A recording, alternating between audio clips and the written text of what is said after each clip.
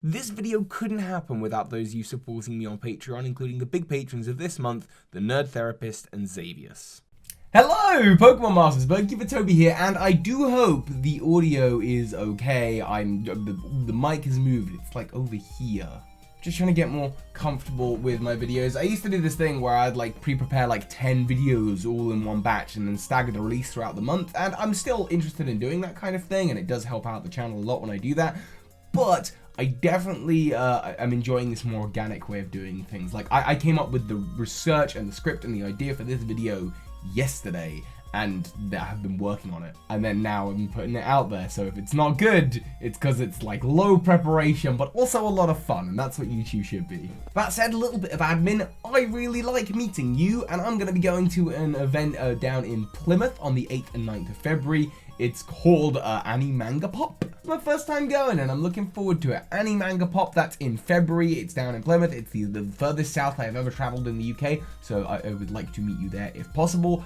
It's not the only event I'm going to this year. I will also be at the May and October Comic Cons in London. I will also be at Summer in the City in London. And then up north, I'll be going to MGMC Reborn in Cambridge. It's a con that my friend EJ runs. And I should also be going to SunnyCon, which is right up north, the furthest north I have ever traveled. So if you live in the Midlands, or to me, the north, like as far as I'm concerned, if you live like further north than London, you might as well be a White Walker. If you live that far up north and you'd like to meet me, both the Cambridge and SunnyCon are the two that I'm going to be going to, where hopefully you'll get the chance to meet me. As for outside of England, I don't know about anything yet this year. If something comes up, I will of course you will all be the first to know. But yeah, please, if you get the chance to come to an event, please come and say hello. And if you're at an event, do say hello. I sometimes get messages from people saying, oh, I saw you, but I didn't say hi. Say hi. I'm a bit of a world traveler. I like to get around, certainly around the UK. And speaking of world travelers, bad segue, Ash Ketchum has traveled the world of Pokemon. Has seen many rare and incredible creatures. He's seen so many legendary Pokemon and hasn't caught any of them. Well, he caught one. But that's not the topic for today's video. That is the topic of the next video. And it was while researching that video, how many legendary Pokemon has Ash Ketchum not caught? While researching that topic, which will be out like later this week / next week, I came up with the idea for this video, which is what's rarer than a legendary Pokemon? A shiny Pokemon. How many have there been in the show? How many has Ash Ketchum had the chance to encounter? Well, thankfully, there's a page on Cerebi.net, and thank you, Cerebi, that has the answers to basically all of these questions. All the anime appearances of shiny Pokemon, and there's a few that we get a discount. There's a shiny Ariados, which Ash Ketchum never sees. There's a shiny Pichu that isn't really even in the main anime. I think it's in a side thing. And a shiny Metagross that I believe Ash Ketchum never sees. There's also Steven's shiny Metagross. There is also, I'm totally not getting up my notes, a shiny Pikachu, Magneton, Magikarp, there's Lysander's Gyarados, there's a Ditto, a Dragonair, a Dustox, a Swellow, a Golurk, a Hydreigon, a Charjabug, and a Mimikyu that Ash he's seen them all, but they already belong to other trainers, so he never had the chance to catch them. They don't really factor into his shiny odds. But there are a few that he has seen in the wild, and I'm going to go through them now. There's an Onix, a Shuckle, and a Donphan. A Phantump, a Hawlucha, of which he catches a different Hawlucha. He doesn't catch the shiny one. I don't know why. There's a Drugodon. Drugiodon. No. Drugion. I don't know. There is another red Gyarados, so two appear in the show. This one is the one from the Lake of Rage, and Lance catches it. And then there's also, in the movies, there's a Raikou, Entei, and Suicune, which, by the way, what are the chances of getting all three of those to appear? A Genesect, and then back in the show, more recently, there's a shiny Tapu Koko. All of these legendary Pokemon, like half of the Pokemon he's encountered that are shinies, are legendaries.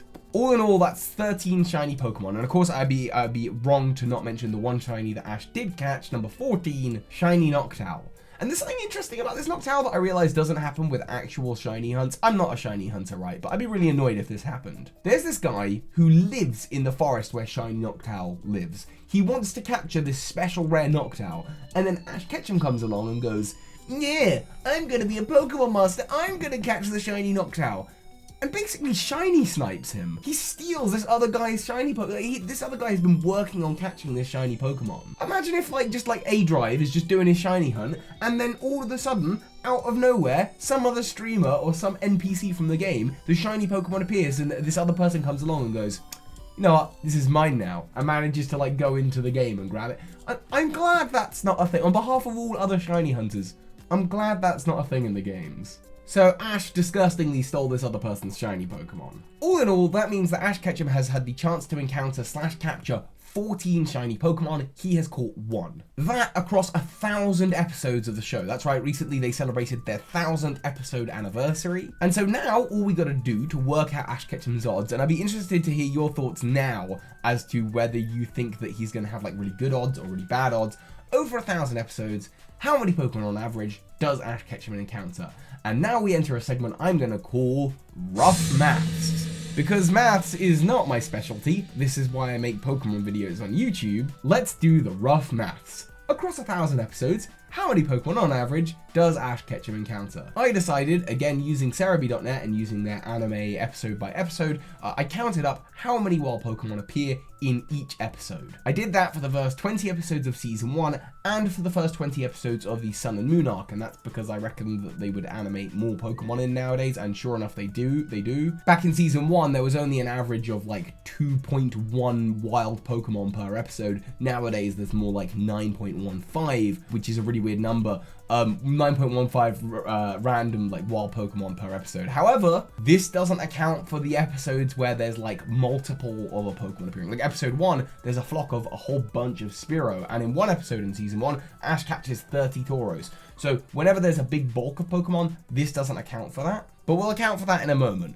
So on average, we take these numbers, we times them by 1,000 because there's been about 1,000 episodes. Like I say, rough maths. And we find that Ash has anywhere between 2,100 and 9,150 encounters across the 1,000 episodes. However, if you were to take an extreme example, like the flock of Spearow or like the 30 Tauros, then you would go right up to, let's say, 30 Pokemon, 1,000 episodes. If he was encountering 30 wild Pokemon per episode, 30,000 wild encounters across his 1,000 episode tenure. So, low end 2,100, mid range 9,150, high end 30,000. Let's just call it 2,000, 9,000, and 30,000. Okay? Okay. I then went through and did all the different shiny odds that appear in the games, and I believe these numbers are, and correct me if I'm wrong, shiny hunters, 1 in 8,192, 1 in 4,096, 1 in 2,034, and in Let's Go, if you've got the catch combo up and you've got the shiny charm, 1 in 273.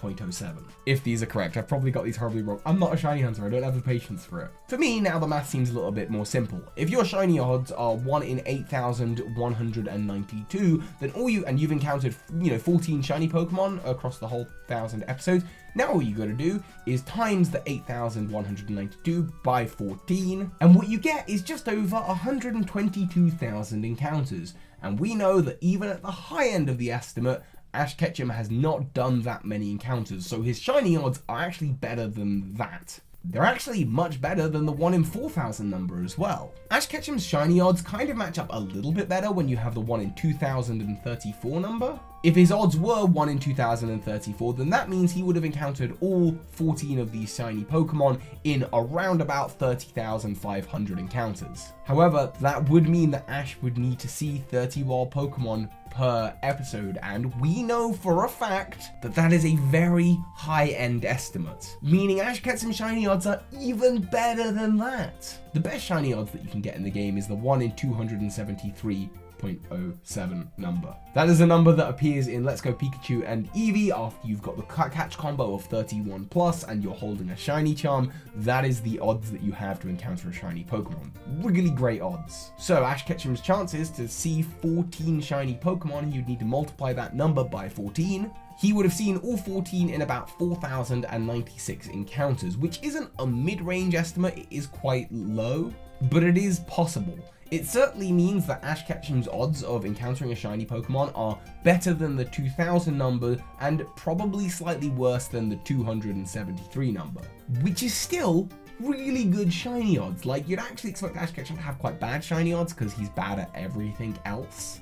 Sorry, Ash, but look, come on, like, win a league once or twice, yeah? And yes, I know about the Orange Islands, we all know it doesn't really count. But by comparison, not including events where, you know, you can get shiny Pokemon via Wi-Fi, I have encountered 13 shiny wild Pokemon in my whole life playing Pokemon. Those being random wild encounters, or things like the Red Gyarados, which I've only counted once, because I've encountered it many times, but Red Gyarados, you know, once, shiny Haxorus from Black and White 2, I've had 13 organic shiny wild encounters, which means his odds are actually slightly better than mine, and I'm adventuring around a Pokemon region probably 2 to 3 times a year. That's about how many times I'll do a run through of a game. So Ash's shiny odds are actually really good. Congratulations, Ash. It's a shame that he never catches any of them, mind. Like, I don't think I've failed any shiny Pokemon. He's failed 13 out of 14. Really bad. And I say he's failed, I mean, he just hasn't tried. Like, I don't know why you wouldn't try it and catch a shiny Pokemon, especially when like 6 of them are shiny legendary Pokemon. 5 of them, sorry. No, 6. I forgot to mention shiny Rayquaza earlier. That's in the Hooper movie. So shiny Rayquaza,